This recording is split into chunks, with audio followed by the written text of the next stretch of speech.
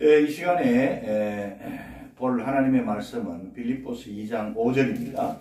제가 봉독하겠습니다. 너희 안에 이 마음을 품어라. 곧 그리스도 예수의 마음이니. 오늘 설교의 제목이 그리스도 예수의 마음을 품자라는 겁니다. 그리스도 예수의 마음을 품자. 다 같이 한번 따라해 보겠습니다. 그리스도 예수의 마음을 품자. 시작. 그리스도 예수의 마음을 품자. 예. 우리가 예수님의 마음을 품으려면은 예수님을 믿고 예수님을 알아야 될 거 아닙니까? 여러분들 오늘 이 빌립보서 2장을 보면요, 예수님에 관해서 사도 바울이 아주 그 요약적으로 아주 그 핵심적으로 잘 기록했습니다, 여러분. 사도 바울이 물론 성령님의 영감을 받아서 이 말씀을 기록했죠. 이 말씀은 하나님의 말씀입니다. 자, 그 6절에 보시면 예수님이 어떤 분인가를 우리에게 분명히 보여줍니다.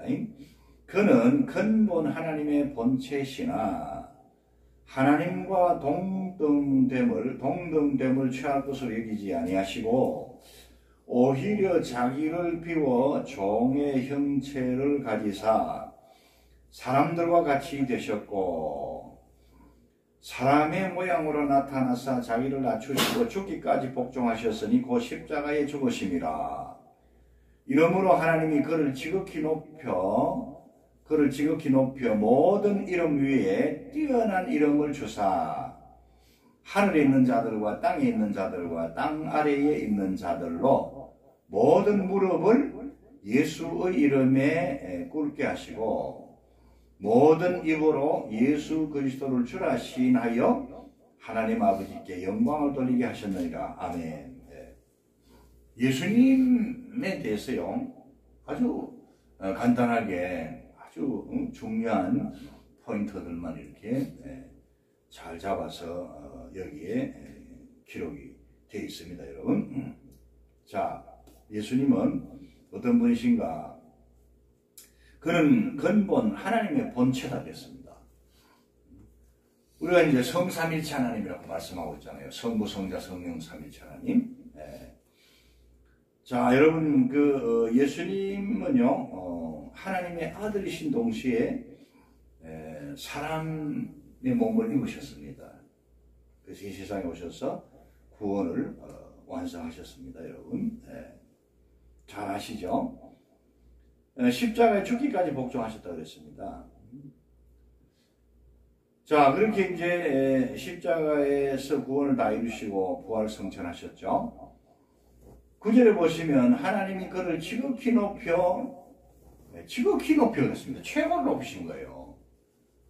하나님 아버지의 우편에 앉게 하신 거예요. 모든 이름 위에 뛰어난 이름을 아들에게 주셨다. 그래가지고 10절에 보시면 하늘에 있는 자들은 천군 천사들이죠. 영적인 존재들이죠. 이미 천국에 들어간 성도들의 영혼이라고 볼 수 있습니다, 여러분.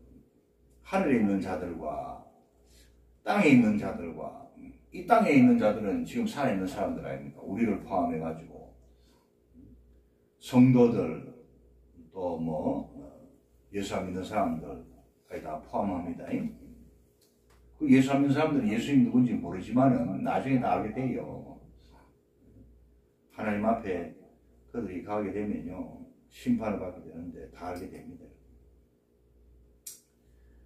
땅 아래에 있는 자들은 누굴까? 땅 아래에 있는 자들, 이 말씀은 무엇을 뜻할까? 죽은 자들, 그리고 또 사탄 마귀와 지옥에 던져진 그 영혼들, 그 존재들, 그렇게 볼 수가 있겠어요. 자, 하여튼 모든 피조물들이요, 예수님의 이름 앞에 무릎을 꿇는다. 이런 말씀합니다. 성부 하나님 그렇게 만드셨어요. 그리고 11절에 모든 입으로 예수 그리스도를 당신은 주님이십니다. 주인이십니다.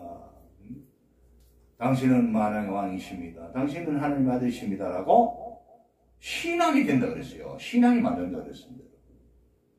아까 제가 말씀드렸잖아요.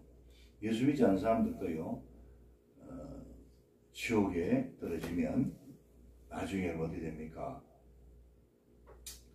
깨닫게 되는 거예요. 예수 믿을 걸. 예수님이 정말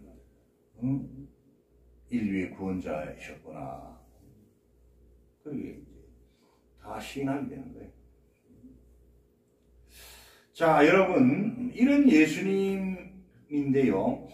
자, 우리가 여기 보시면 예수님의 여러분, 영원한 삶을요, 이렇게 세 부분으로 나눠 생각할 수 있습니다. 첫째는 인간의 몸을 입고 이 세상에 오시기 이전에 예수님의 영광, 하나님의 아들로 계신 거죠. 인간의 몸을 입으셔도 하나님 아들이시지만, 지금도 하나님 아들이시지만, 그 다음에 이제 두 번째는요, 성육신 하신 예수님, 인간의 몸을 입고 이 세상에 오신 예수님, 구원을 이루시고, 그죠? 십자가에 의해서 구원을 이루시고, 부활하시고, 40일 동안, 자신의 부활을 친히 많은 증거로, 확실한 증거로, 전하시고, 성천하셨습니다. 이 세 번째가 이제 성천하신 예수님이에요. 성천하신 예수님은 하나님 아버지 우편에 계시고, 만유를 다스리십니다. 여기 말씀하신 대로요, 모든 피조물이 예수님 앞에 무릎을 꿇고 모든 입으로 예수 그리스도를 주님이라 신하게 된 거예요. 신하게 하나님께서 만드셨어요. 그래서 하나님 아버지께 영광을 돌리게 하신다 그랬어요. 하나님 아버지께 영광을 돌리게 하셨느니라. 그렇게 말씀하셨어요. 저와 여러분들이 믿고 영접하고 모시고 있는 예수님은 이런 분입니다. 할렐루야. 예수님 이런 분이에요. 이런 예수님이 하나님 아버지의 말씀에 순종해가지고 인간의 몸을 입으시고 죽기까지, 십자가의 죽기까지 복종하셨다고 했잖아요. 그 예수님 낮아지신 거 아닙니까, 여러분? 인간의 몸을 입으신 것도 낮아지신 것이고, 그 다음에 죄 없으신 우리 예수님이 인류의 모든 죄를 그 몸에 담당하시고 그 영혼에 담당하시고 십자가에 달려 죽으신 것도 죄인 아닌 예수님이 죄인 취급당하셨으니까 얼마나 큰 수모를 당했습니까? 그건 또 예수님이 더 낮아지신 거예요. 그럼 죽기까지 낮아지신 거예요.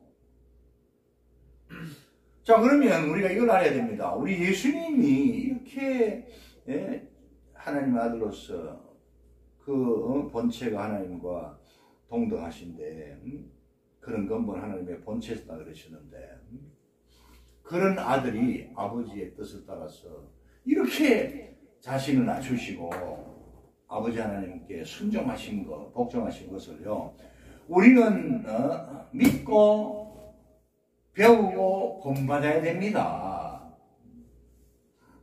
저와 여러분들이 뭐 잘났다고요? 예수님도 이렇게 여러분 최고의 높은 자리에서 아버지의 뜻을 따라서 인간의 몸을 입으시고 십자가 죽기까지 복종하시고 낮아지시고 최고로 낮아지시고 최저로 낮아지시고 그런 예수님을 우리가 믿고 영접하고 모시고 살아가고 있다면 우리가 예수님을 믿는다는 그 신앙 고백만 해서 안 됩니다, 여러분. 믿음의 지식이 더해지면 그게 이제 우리의 인격이 되고 우리의 삶이 돼야 되겠죠.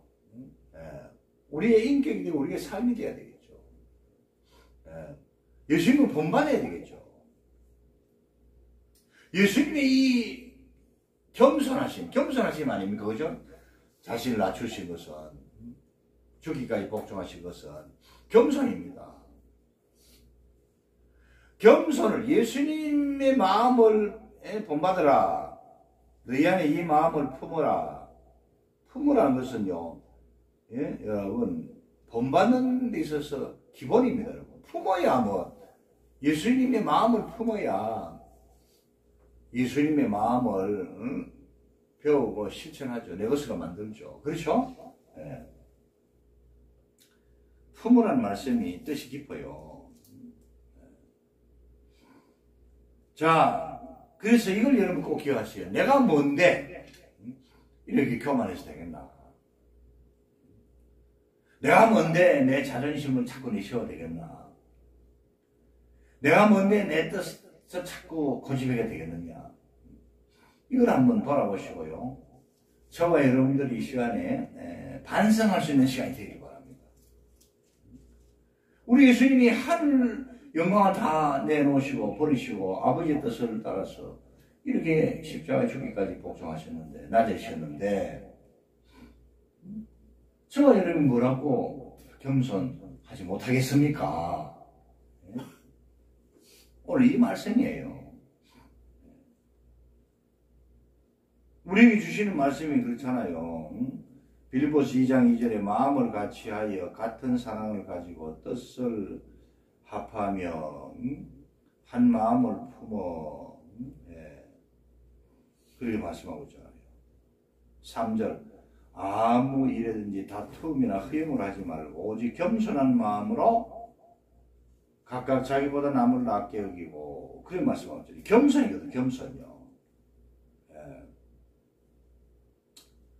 겸손이 이제 여러분 참 중요한 겁니다. 저와 여러분들의 마음의 기본이 돼야 되겠어요. 겸손. 그냥 억지로 겸손하는 것도 아니고요, 형식적으로 겸손하는 것도 아니고, 겸손을 통해서 자기를 나타내려는 위장된 겸손이 아니고 예수님의 겸손,